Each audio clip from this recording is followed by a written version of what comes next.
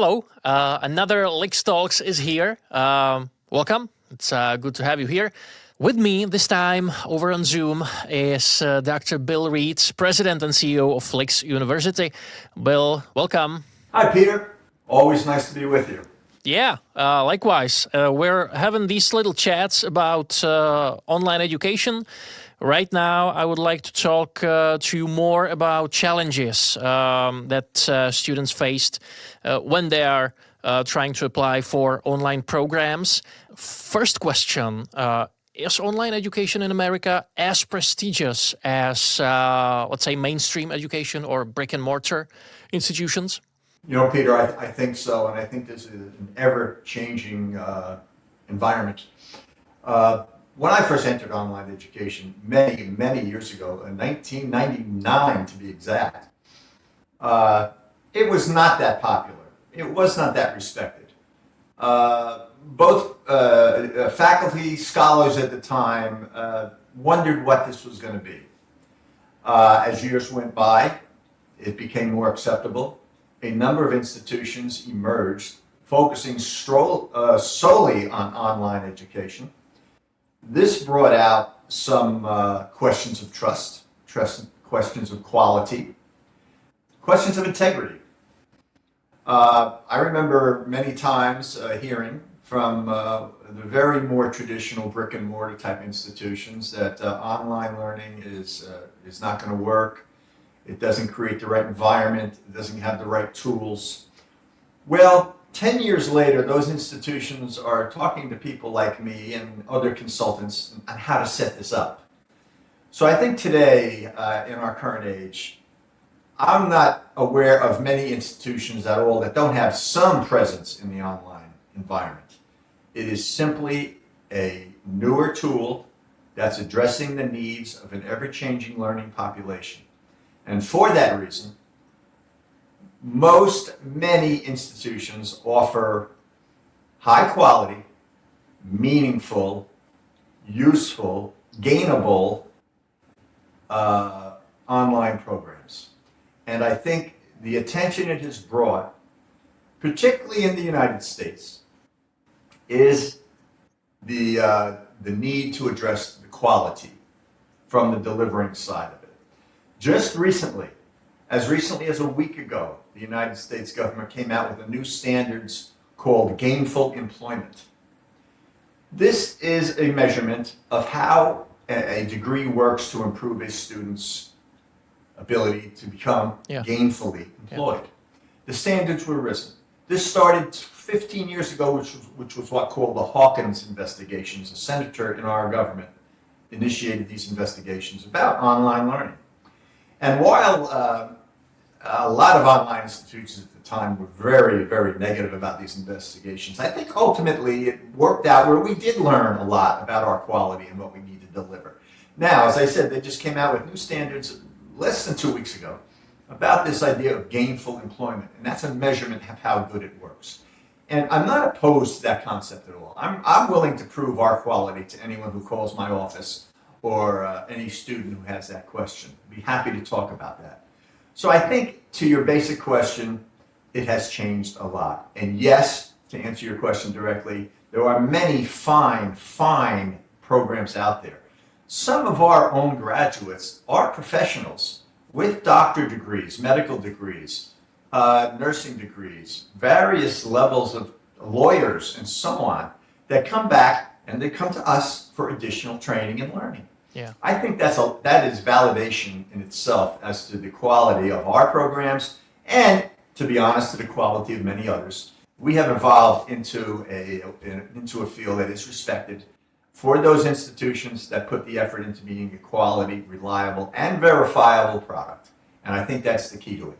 And it is wise for learners to investigate where they're looking to learn and what they're looking to learn. So we welcome those questions because I think we can answer them appropriately and successfully to meet the learner's needs.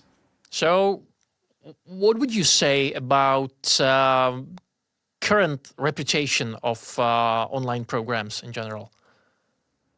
Well, I think the current reputation is really excelled in the last 10 years. There are institutions out there that are offering inferior quality products that are not accredited by anybody and commonly referred to as diploma mills in our business. Yeah, you can find the number online, send in a sum of money, and get a degree mailed to you in a couple of weeks. Yeah. That is not what we do. That is not what any institution of quality does. And I caution people about that. And despite all the cautions that any quality school puts out about this, people still do it. It's like anything else. If you go out to a grocery store and you see something for so much money and something that's a little more money, which is quality and which isn't, it's become a shopper's world in that sense because people are aware of this. And if the rare person checks with us and is not aware of it, we're happy to show them what exactly we're referring to about assuring a quality education. Okay. Is it? What can you say about being accepted to one of the online programs, online universities and stuff? If you can compare this process to the one that's in the, let's say, brick-and-mortar institution, how hard is that? I think one of the early elements of online education and concepts that were designed around developing online to capitalize existing technology at the time is to be able to reach people who otherwise may not be able to attend. I think that was one of the original tenets of the original idea of education. People too far from a brick and mortar institution, people in locations around the globe that don't have access to it at all. I think you can map fairly clearly on a graph the growth of online learning to the availability of internet in various locations around the world. I think it is a natural expansion of the delivery model for learning.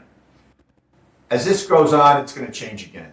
The latest buzzwords around many organizations and businesses and industries is this is artificial intelligence.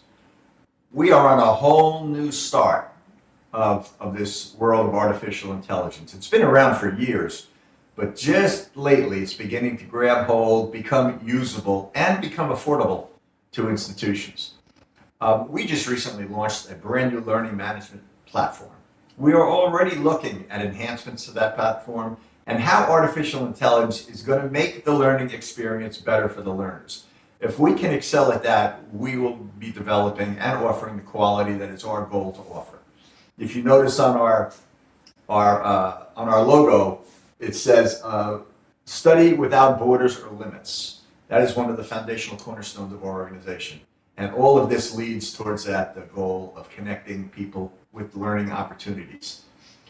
We have people currently that are in remote locations in a number of African countries, areas of Indonesia, that have difficulty communicating because of this technology, but they're getting the technology now. We had learners that were part of military units involved in skirmishes around the world doing learning in what I'll refer to as combat zones. So those people have a lot of desire to learn, and we recognize that. And those are the people that we love to work with and we love to welcome. Now, you don't have to be in a difficult area of the world to benefit by this. You can be in a town, a city, in any place, in any country, and benefit by this. But I use that just as an example of how those opportunities did not exist a mere 15 years ago to most people. And that's changing.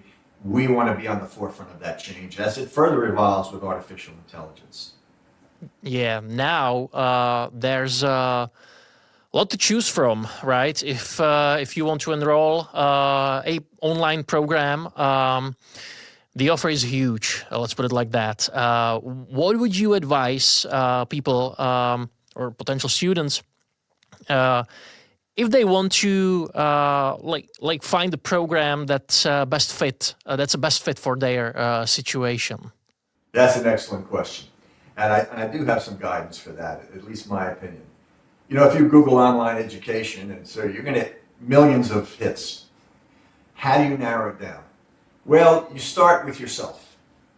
What do you need to do? What do you need to learn to stay current in the workable marketplace? What do you want to change to? Many people come to us not young, maybe middle age, whatever that might be to you. They want to change careers. We have an expression called a lane changer, changing lanes on a highway or changing careers, changing paths. We've had a lot of that since COVID-19. And we see this happening a lot of times. A typical change might be a nurse or a doctor, medical doctor, having reached their maximum capacity to work the floor with the patient, may want to get into management. We've had a number of students, learners that are nurses or technicians, using the ability to learn in our programs to change their career paths a little bit. In fact, we have ended up employing one or two of these people that are doing this, and then one of them is in our course design work area. Having gone through that experience, we're using their skills to help us help others. So it's that kind of work. And so maintaining the quality is just such an important piece of this, and maintaining currency in what we're trying to help our people with. The issue of selecting, it's a very personal one. We have found that the issue of time is such an important piece of a learner's decision.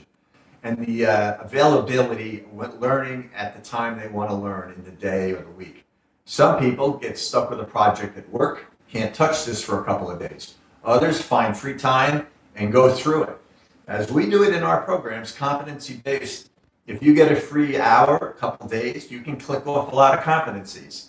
If something comes up at work, maybe a health issue in the family, you have to slow down. We're there. We're online all the time. Our programs are with you.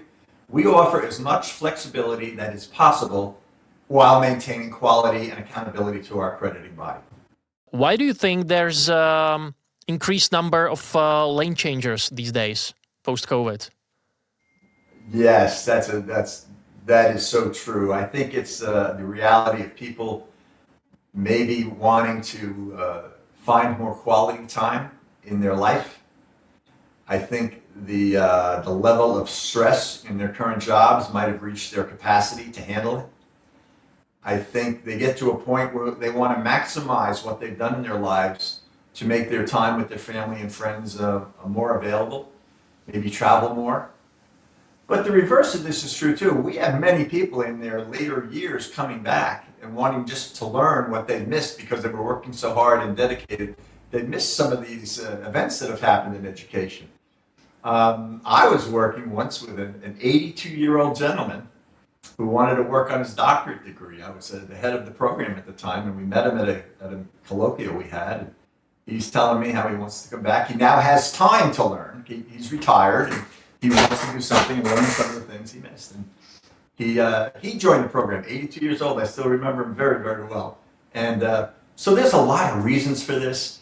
Now, you think a gentleman in that type of situation in their later years might have the time to drive back and forth to a campus that's 40 miles away. We're in his living room. We're at his dining room table. And that's what has made online education grow, is the availability of learning at your pace, at your time of the day, in your location, in your country, on the globe, wherever you are. And it comes with you. Well, that means it must be easier to enroll, right? It must be easier to be accepted to these kind of programs with the online education. Do you think the rise of online education kind of help with the process? I do. I think it has helped a lot because people are able to maintain their work, maintain their support of their families while doing this. You don't have to be in a classroom at 9 o'clock at the campus from 9 to 9:40, 3 days a week. You can do it on Tuesday afternoons. You can do it Saturday mornings. You look at our numbers of inquiries, how many people contact us on a Saturday. I challenge anyone, a number of years ago anyway, to call their on-ground campus and try to reach somebody on a Saturday.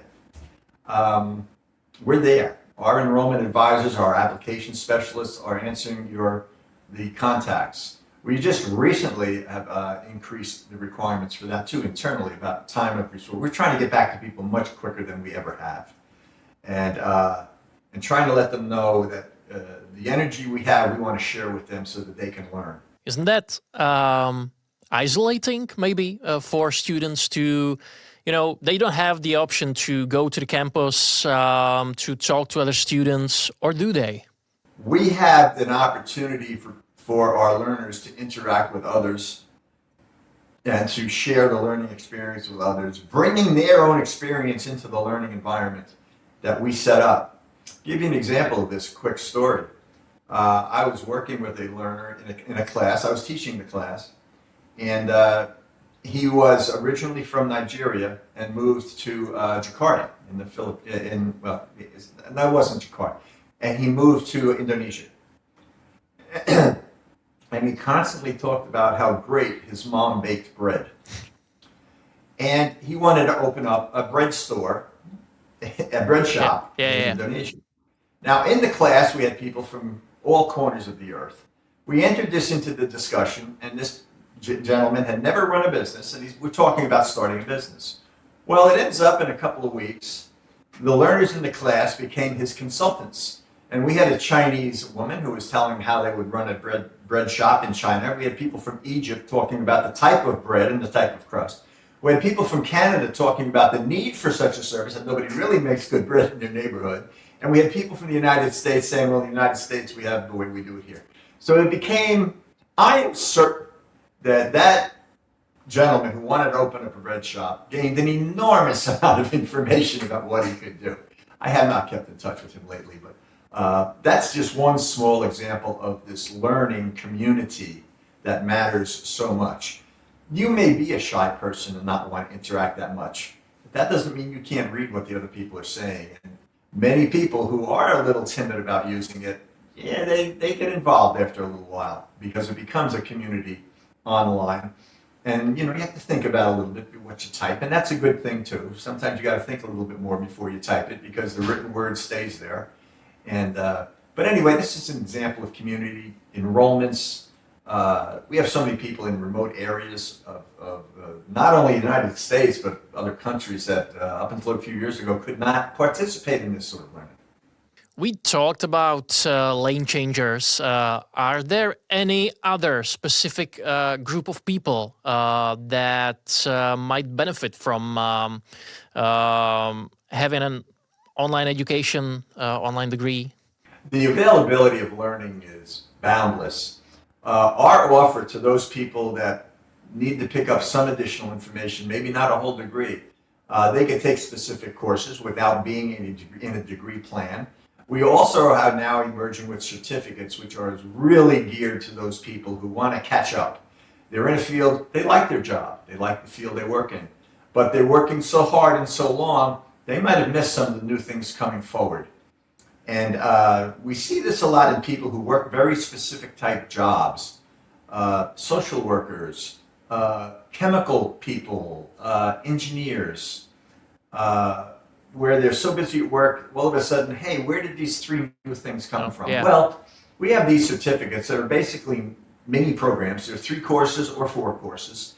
And that covers a lot of the recent material changes that have taken place. So we have that. Also, our certificates we refer to as stackable, meaning you can complete a certificate and say, hey, I like this. And you can use those certificates as credit towards your degree if you chose to do so.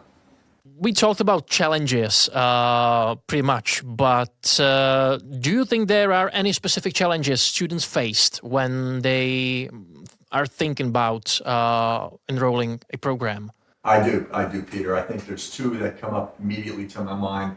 One is time available, and second is life's distractions. Finding the time to do this. We have so many working moms that are doing this. We have so many people that have lost their job, and they're using that opportunity to increase their knowledge base. And the other thing is life events that happen. Loss of job, loss of funding or financing for their education. And when it comes down to education or putting food on the table, obviously, well, the choice is there. So yes, we face our learners, like anyone living on today's planet, faces challenges. But what I've seen is the issue of finding time to do it around your life and maintaining a good quality of life at the same time as doing it. And then the issue of significant distractions, either unexpected work assignments that are going to take you away for a month. We work with that, by the way. And then maybe personal issues of health, loss of family members, additional time they need to take care of family situations or work situations. So those are the major ones. The issue, you may think by asking that question was technology issues or that. Yeah, that happens, but it's really more on a personal level, and it all comes back to the desire of the person to reach a goal. Yeah. And that's true in education. It's true in anything, I believe. How would you overcome these challenges, right? You said the person has to have desire to I don't know, expand their knowledge and stuff like that. But what would you advise them to actually overcome the challenges that they face?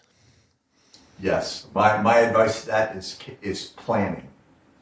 Think ahead. When you enter a degree program, you can say to yourself, this is going to take me, I don't know, 6 months. If you come in with a lot of experience and a lot of credit, it's going to take me 4 or 6 months.